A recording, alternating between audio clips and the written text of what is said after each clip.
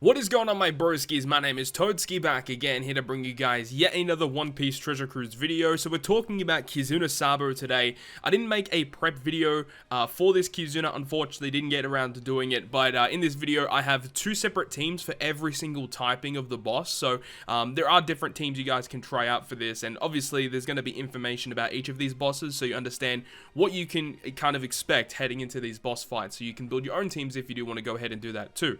So without further ado, let's talk about the brand newly released Sabo. Obviously, I haven't got him fully maxed out yet. In order to get his limit break materials, you do have to farm the KIZUNA mode. I think you have to get through box 6 to get 5 total of the jewels that you'll need to max limit break this character. But let's talk about him. So his captain ability will boost striker and fighter characters' attack by 3 times and giving them a 1.2 times HP boost as well. And their int slots are going to be counted as beneficial. Nothing really too crazy there, nothing amazing. His special ability is really good though, so he locks your slots for 1 turn. He then will go ahead and state that if you have 6 tandem slots when you launch the special, he's going to give your strikers, fighters, and shooter characters a 2.25 times orb boost for 1 turn, and if you don't have 6 tandem orbs, you'll get a 1.75 times orb boost for 3 turns. So it may seem a little niche, the fact that you have to have 6 orbs of those tandem orbs to get like the massive boost, but remember, even if you don't get that, you're still getting a 3-turn boost. Now the main reason why you'd want this guy is because he works perfectly with this guy right here. This Halloween Luffy is fantastic because he gives you a full board of tandem orbs, and then Luffy also states that if you have an orb boost active when you launch his special, you'll get a chain lock for 3 turns, so that you can actually plan it in such a way where you can get either 1 turn of a massive chain lock and a massive orb boost with these 2 characters, or you can get 3 turns of a lower chain lock and a lower orb boost. So it's really nice that you have different ways of utilizing these characters here. So that is pretty awesome that you can utilize this Sabo and that Luffy together, and obviously if you have Halloween Ace, it just works even more perfectly as you'll have a type boost on top of that. So yeah, the Halloween Luffy, Sabo, and Ace are a fantastic core that can beat a lot of content, honestly. You have some pretty decent utility there with all of those characters and massive damage output. So without further ado, let's go ahead and start talking about each of these bosses for the KIZUNA mode. So first thing is first, we're going to go up against the Psy boss. So this particular boss on stage 1, you'll get your cooldowns reduced for fighters, strikers, and shooter characters. So I would ideally suggest here to bring along a Halloween Ace as a friend captain and then build a fighter or a shooter team. That's what I would suggest here, as Ace is going to be really, really good on the final boss stage. Not only with type advantage and the fact that he's boosted, the fact that he just does a lot of damage, right? So I would highly suggest bring Halloween Ace at least as a friend captain here. If you have him yourself, that's even better. On stage 2, you have a mini-boss Reiju with 700,000 HP. Her preemptive will despair you for 7 turns and give you a full board of block orbs, and she gives you block orbs every single turn, by the way. And of course, with the same thing with all of these stage 2 bosses, after turn 3, they will go ahead and rewind your specials, but of course, if you got Ace as your captain, you don't have to worry about the special rewind anyways, which definitely helps out a little bit. So in this situation with this team, we're utilizing Halloween Luffy and the Stampede Robin Rare Recruit to enable us to get a full board of orbs for the following turn, because on the final boss stage of the Psy variation, you cannot manipulate your orbs, because if you do, he gives you a full board of slot bind, so you do not want to deal with that. And then with this Sabo here, with his preemptive, he gives you 3 turns of attack down, and he binds one of your crew members for 5 turns. So this is where Halloween Ace is good to unbind your characters as well as giving you an attack boost. And basically, you want to be killing him on turn 1. Otherwise, you get given special bind, normal attacks only. He removes your beneficial effects. You want to be killing him on turn 1. So make sure when you enter this room, you have a character that can unbind your characters, and also a unit to remove the attack down. That's going to be your best bet for clearing this particular variation against Sabo. Now, as I said, there are going to be 2 different teams per of these boss fights. So the secondary team we're having a look at is a version 1 Sanji team. This team, it works reasonably well if you have version 1 Sanji with a friend Halloween Ace, and then building a fighter team based around that. So with this team, we have version 1 Rayleigh as a sub here. We use his special on stage 3 to remove the despair, so we actually tank the despair on stage 2, and you guys will be seeing how that is dealt with.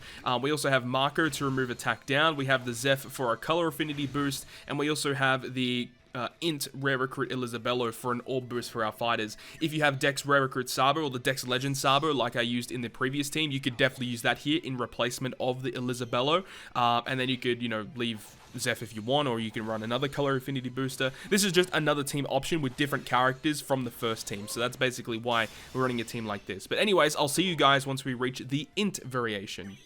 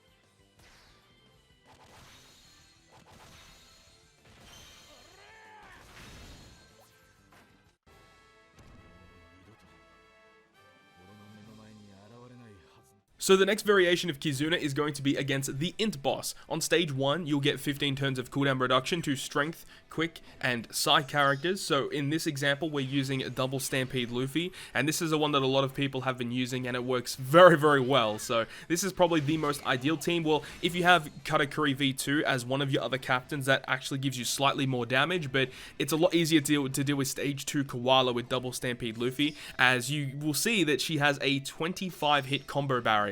So having characters with high combo hits is going to be the wave for clearing this character here. And when you do actually clear the Coalla, she gives you a full board of recovery slots, and they are treated as non-beneficial for 5 turns.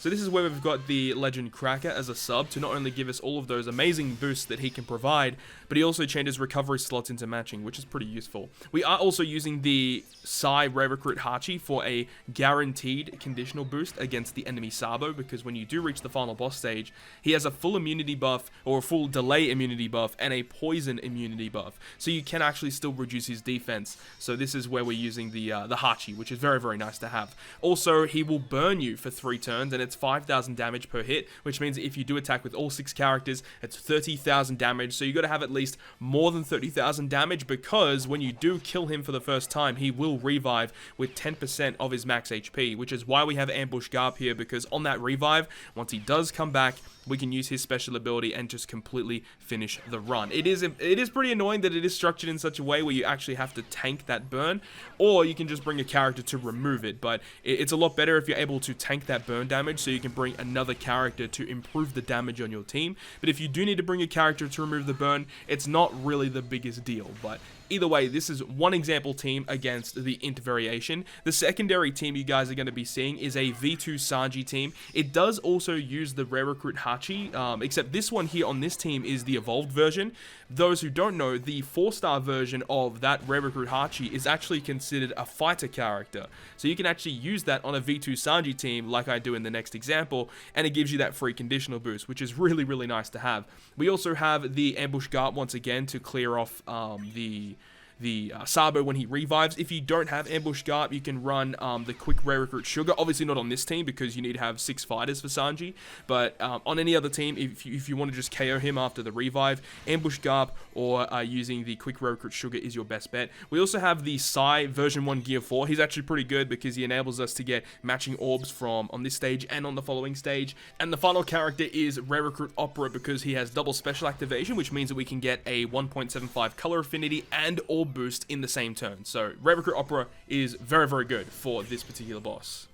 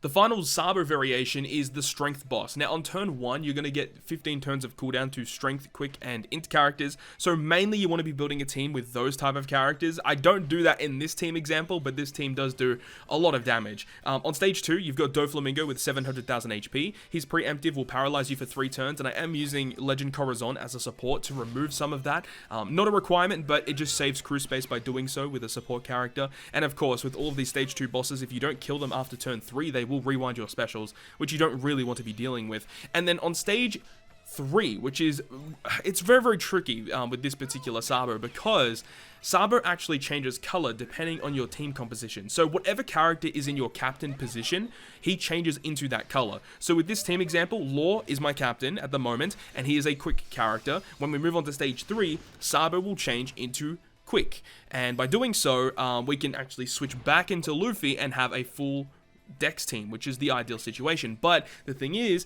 whatever color he turns into, he'll then apply a damage reduction shield against the typing that is good against Sabo's current typing. So because he changes into a quick character, he'll have a defense reduction against Dex enemies. But this is where we can use Vivi and Rebecca's special ability to remove all turns of damage reducing effects on the enemy. And that's the main reason why we have Vivi and Rebecca here, as well as the fact that when you switch between them, you get a free 2.5 times chain lock, which is pretty nice to have.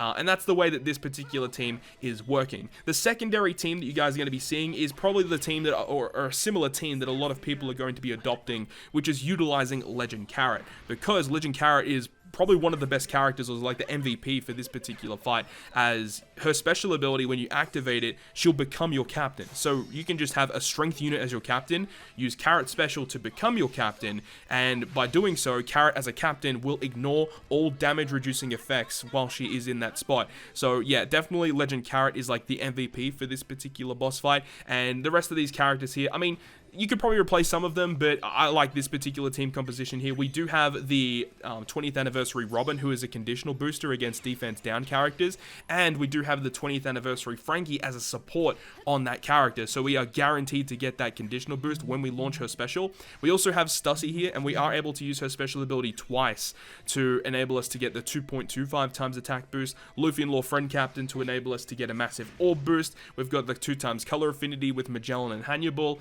This team works very, very well. So if you are looking for a team, this one is really, really good. We've got 2 different team compositions you guys have seen here against this particular boss fight, and all characters are different. Obviously, friend captains are whatever, but all the team compositions are relatively different. We do have the Legend Corazon support on the Law once again, so that is a character that sees play once again in this team compared to the last team. He's just really useful for this fight, but as I said, you know, if you don't have that Legend Corazon, then you will have to resort to bringing a character that can remove paralysis, because remember, if you don't remove that paralysis, then you're going to have to stall, and then you're going to be dealing with special rewind, which is just a bad time. But that is going to end this video today, guys. I really hope you guys enjoyed it, and if you guys did enjoy it, make sure you go ahead and leave a like, and if you want to stay up to date with all the content that I post, including more One Piece Treasure Cruise content, make sure to hit the subscribe button down below. But on that, guys, I will see you guys within the next video.